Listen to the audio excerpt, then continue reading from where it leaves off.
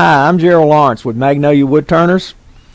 We meet every third Saturday in the Masonic Hall, and we're going to turn a top today.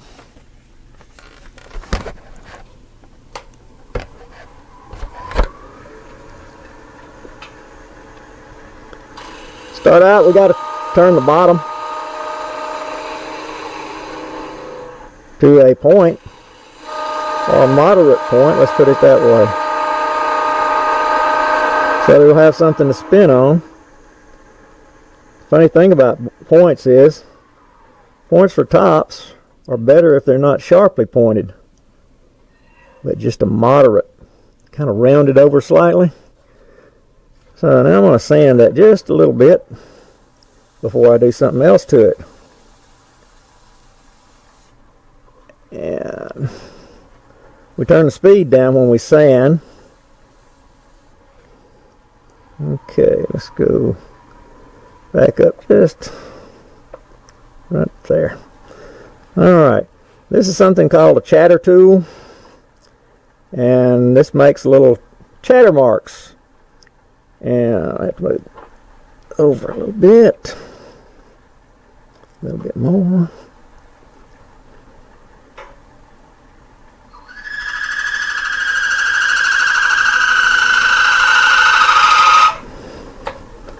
Now let's look at that. I don't know how well you can see that on camera, but I'm going to try that again. I'm not happy with that one.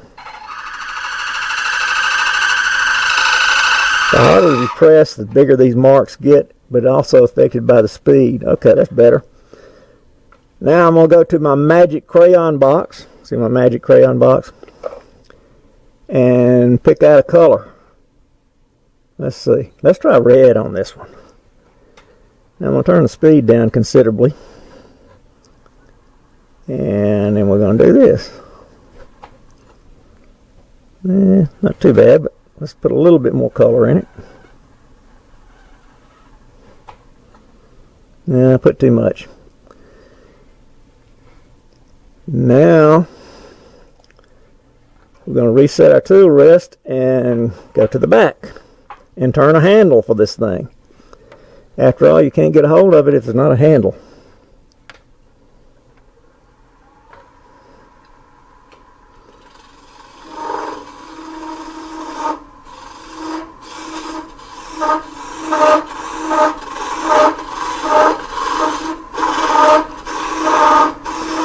I call this a kind of a plunge cut.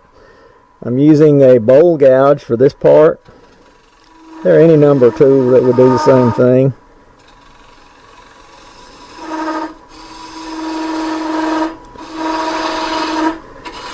And we always talk about tops.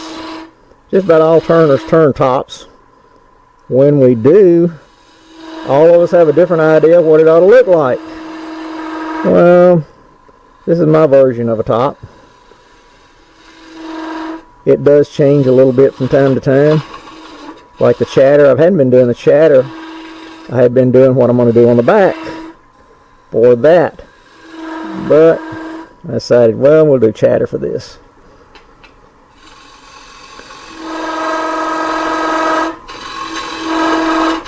And since we're going to turn two tops, I can do the old method on the front, instead of chatter. And let's fit. I need a spindle gouge, a detail gouge for this. You don't have to be ambidextrous to turn, but it does help if you can use either left or right hand. It just makes it more comfortable. Doesn't mean you can't do the same things with your right hand or everything with your left hand. But I am kind of ambidextrous. I do some things right-handed and some things left-handed. Of course, for you kids, you don't know what that is. That means the dominant hand that you use is right or left. What we're doing now is getting the back nice and smooth so I can get this handle down into it. Right there. And now we're going to go back up here.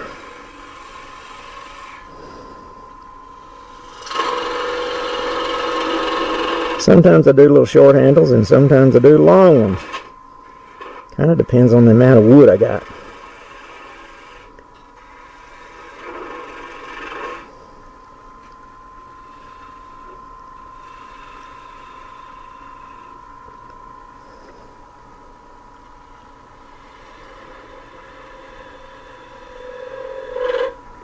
There we go.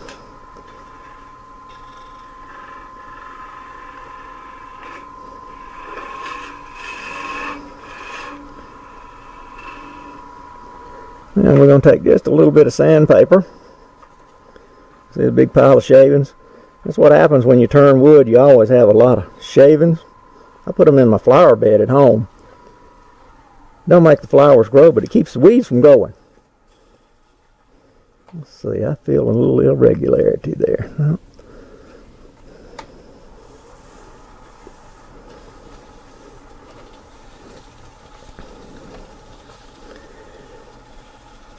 Alright, let's turn our speed down real low. Well, what color you think we ought to put on the back here? How about green? We'll do a green. We'll do green first. We'll put it that way. There's one. Now, let's put a little pink. Got to have a little pink sometimes. And one more.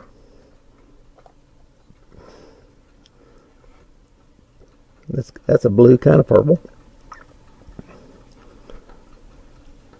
Now, one more thing we got to do. We're going to turn the speed up way high on the lathe, because we're going to burn some lines. And the name of my wood shop is called the Three Rings Wood Shop. And if you ever get a hold of one of my cards, you'll find out why it's called the Three Rings Wood Shop. But it's something that a lot of turners use, is threes. But that's not the reason I use it. Okay, what happens is, this is a piano wire. You can use lots of kind of wires. As the wood turns against it, it burns a line in it. And that's what we call burning it in. Now, gonna make it a little bit thinner back here before we stop and just cut this thing off and see if it spins. I hope it does. It'd be bad if it didn't. Whoops, that wasn't good. Alright, let's get our saw. You can cut it off with the gouge, but it just makes a smoother end if you saw it off. And then we take our bowl here and see if it spins. You see the design I put on the back? It don't spin real good in that bowl because it wasn't level. There it goes.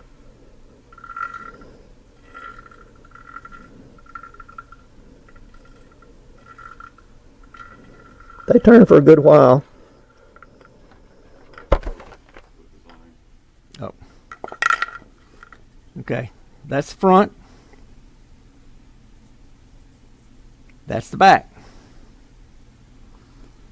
And about the maximum you can get on colors on the spin is 3, because when you go any higher than that, they tend to run together. Okay, let's do one more. First off, we are going to get this back right, because I got that catch. The catch is when we hit the wood when we're not supposed to, or in a way we're not supposed to, and it makes nasty little things happen. So, here we go again. They don't have to be that high. Well, this I'm doing here, this is what's called a push cut, or you can do a pull cut. Very simple way of looking at it is you're either pushing away from you or you're pulling toward you. And for that pull cut did a real good job. Okay.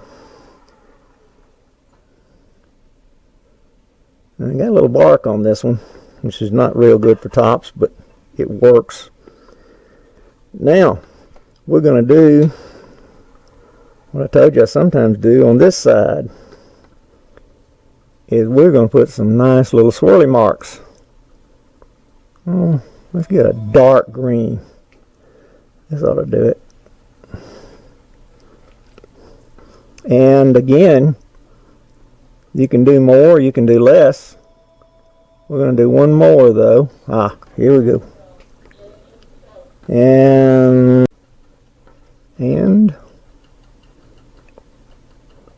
let's see. Oh, I would put yellow, but yellow doesn't show up well on wood unless it's bleached. So we'll do a green one. And then let's do red again.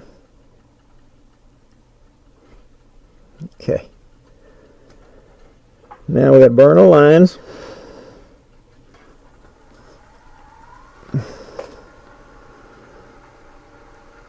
That's one. That's two. And that's three.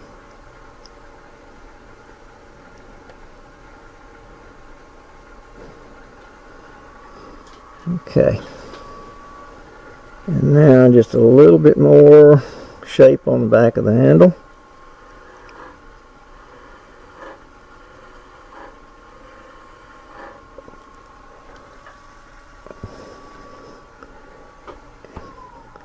And we're ready to cut this one off.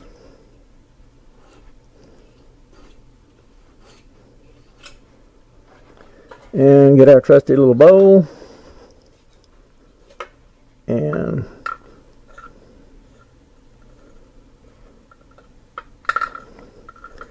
that's the back design. And that's the front. And that's how we turn tops. Y'all have fun.